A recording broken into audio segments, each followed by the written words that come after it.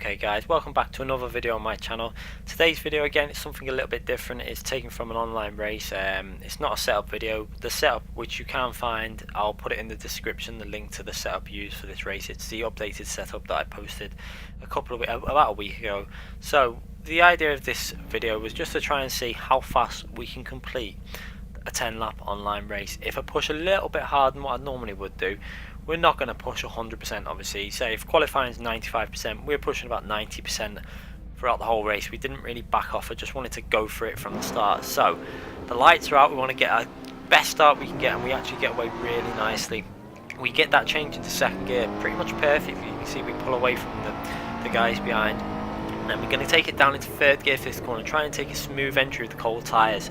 This gives us a really nice exit, and as you can see now, we've got the perfect start for the goal to see how fast we can get this 10 lap online race done in. So heading our way off into turn 2, we're going to, again with these cold tyres, we need to be pushing because we want to get a fast time, but we don't want to be going too fast, so we're braking a little bit earlier than where we would normally, staying in second gear, trying to take the same line we would normally with the green tyres, but just not pushing quite as hard. You see, this is one of the benefits from the Ferrari 488. Its first lap is extremely fast compared to some other cars. The Lamborghini does struggle a bit on lap 1, although after that it is slightly faster than the 488 GT3, I would say. But on lap 1, where you need the speed, it is really good, the 488 GT3, and it's quite easy to be consistent with, I'm finding. So you can see now we're just still trying to see if we can get a fast lap, and you've got to be careful on the first lap with the understeer you're going to get from the cold tyres. So we managed to take that bend really nicely, going through to the left-hander now. We're staying nicely on the track, keeping it pretty much perfect through there.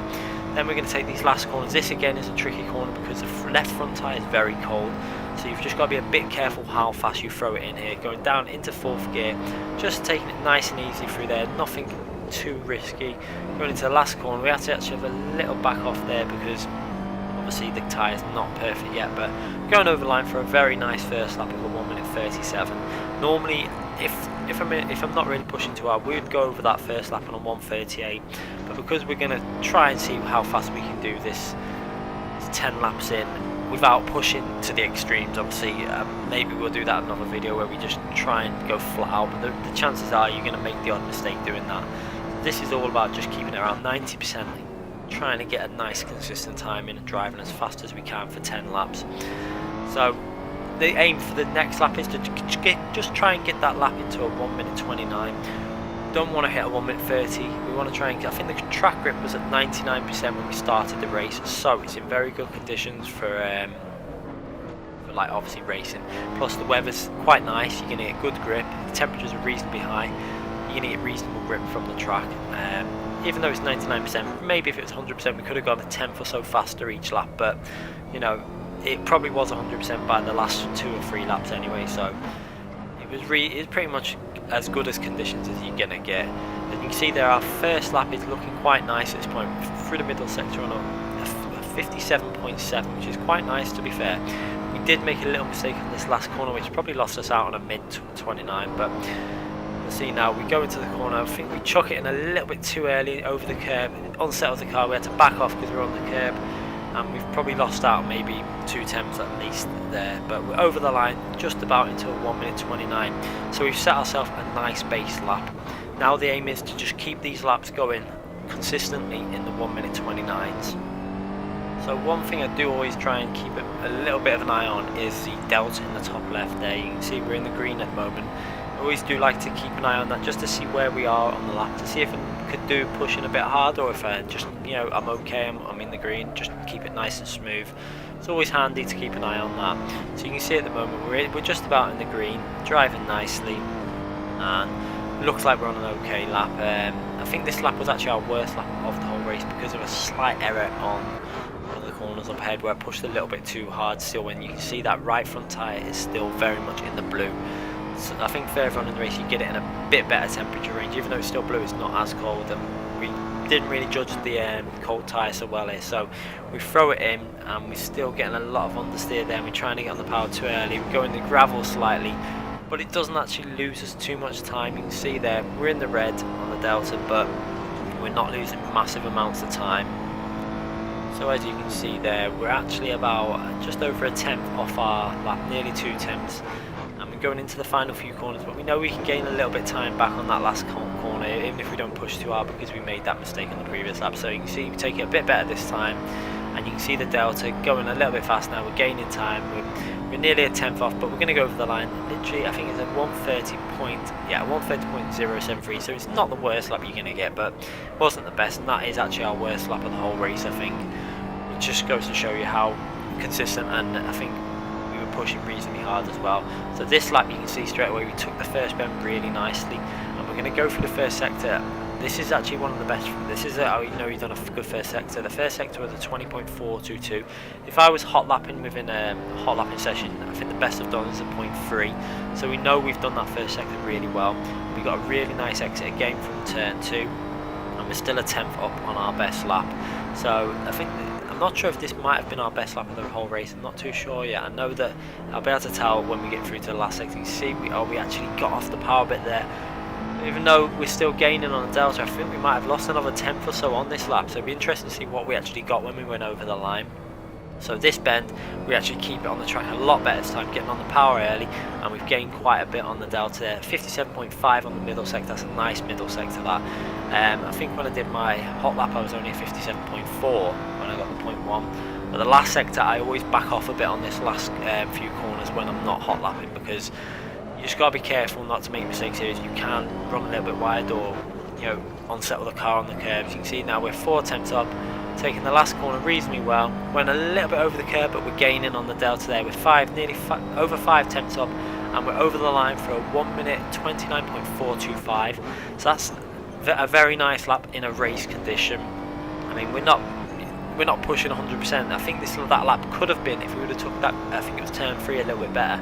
We could have got that lap into a 0.3, a low 0.3, but like I say, we're just trying to keep it consistent, and we did make that little error, but we've set ourselves pretty much the best lap we're going to get in the race there now, and it's just about keeping the times within 3, 4, 5 tenths of that, trying not to go into the 1 minute 30s. So it was a nice lap to get there for our basically best lap we're going to get in the race. Carrying on with our next lap within the race, and you can see there we're only about a tenth down on our best lap, but let's see if we gain a bit now from that corner. We actually nearly lost the back end slightly there, so we're probably not going to gain too much. We're actually about 2 tenths down, but that's not too bad considering how that other lap there, the 129.425, was actually a really nice lap. Like I say, this is why I decided to hot lap the car and see how fast we could get it when we got our 29.1, because I thought if I can get a 29.4 in a race condition when I'm not really pushing that full maximum all the time, especially when I've got no one behind me pressuring me and I don't need to really be going 100%. For this car must have potential to get a 28, and that's why I was a little bit upset that I didn't manage the 28, but a 29.1 is still a very nice lap. You see there we actually ran a bit wide there, nearly lost the back end on the curb. That's one reason why I don't like pushing too hard on that last corner, and we've actually lost a bit on the delta. We were actually on for a very nice lap then, and we've ended up on a 23.713, which is not a bad lap, but it's not as good as it could have been. I'm going through the corner again for turn 1, and you can see how well we actually took that turn 1 when we were on our fastest lap, because we're over a tenth down already, approaching nearly 2 tenths down by the time we get to the top of the hill now, going into the braking zone. You can see we're quite a bit down, a 20.582, which is still a respectable time through the first sector, but it wasn't the best. We maintained it reasonably well through turn 2 though. We've got a reasonably good exit there, keeping the consistency. That's one thing about when you're trying to race fast, is always try and keep consistency. Just because you're down on your delta doesn't mean you need to push too far and lose time overall. You can see now we're just maintaining the lap. It's around 2 tenths slower again. I'm happy, I'm okay with that, because the aim basically was just to keep every lap from now on within the 1 minute 29s, trying not to dip it into a 30 again, because we did do that one lap where it was only because we made that mistake on the gravel. Without that mistake it would have easily been a 20.7 or 20.8, but we've got a massive lead now in this race. I think we're it was probably approaching over 10 to 15 seconds at this point already. I can't exactly remember. I mean, I didn't actually look on, I didn't have the I never really have the time and delta on through anyone that's behind me, because I prefer racing with the heat tyre temperatures on that bottom corner and then having the delta on to see my lap times. That's what I'm interested in, seeing what lap times are. You can see we go over the line on a 0.548, so another nice lap. Could have been better though, we made a few errors, and this lap we actually went in a bit hot there. You can see we actually up on our best lap, but we went in slightly too hot. we're not losing massively, but it's going to be about a tenth down by the time we get to the top of the hill. But again, it's consistent and it's keeping the delta reasonably close to our best lap. So far we're on a very nice run, and it'd be interesting to see what you guys can achieve with the 488 GT3 in a 10 lap race. So, you know, have a little go and see what your overall time is by the time you get over the line. See how fast you can get it. I mean, there are variables. Obviously, different lobbies have different grips. Some lobbies will have 100% grip from the start at different temperatures, and it's hard to get an exact representation of what is the fastest time. But this is the best time I think I've done with the 488 GT3 so far around this track within 10 laps. Maybe if we had someone pressuring us like we did, like if we had one of my subscribers, very fast driver in the Lamborghini for example, we could have pushed a little bit harder, we would have been on it a lot more and concentrating to the max. But at this point we're just taking it nice and easy and just concentrating on keeping the laps reasonably nice and not making daft mistakes. You can see there we're about 3 tenths behind now, but we do that last corner reasonably well. Nice clean exit this time. And going over the line, let's see what this lap's going to be. It's a 1 minute 29.6, so it's another very nice lap. Nothing massively wrong with that. Nice clean lap, and keeping the consistency really high. So going down for lap, now we're on lap 8. We've actually not really made any errors so far in this race in terms of, apart from the error where we went slightly on the gravel. Luckily we didn't have anyone behind us to gain on that, but even if we did, I don't think we'd have lost any positions, because where we did it, we got on the power nice and we managed to take the next bend okay, and we still went over the line for a 1 minute 30.0, so we were still reasonably okay with that. You know, it wasn't a massive error, and you can see now about a tenth down on our best lap at this point. Again, you just look how close we're keeping the lap deltas. That's one thing I said it on a video I did ages ago about keeping consistency, keeping your deltas very close. It's really important. I always try and keep my lap times as close as I can. You know, you can drive 100%, which is not advisable in a race. I don't like to drive 100% maximum attack like I would in a hot lap, for example, because if you might pull off an amazing 10 laps where you're hitting pretty much every lap perfect and you don't make any errors, it costs you time.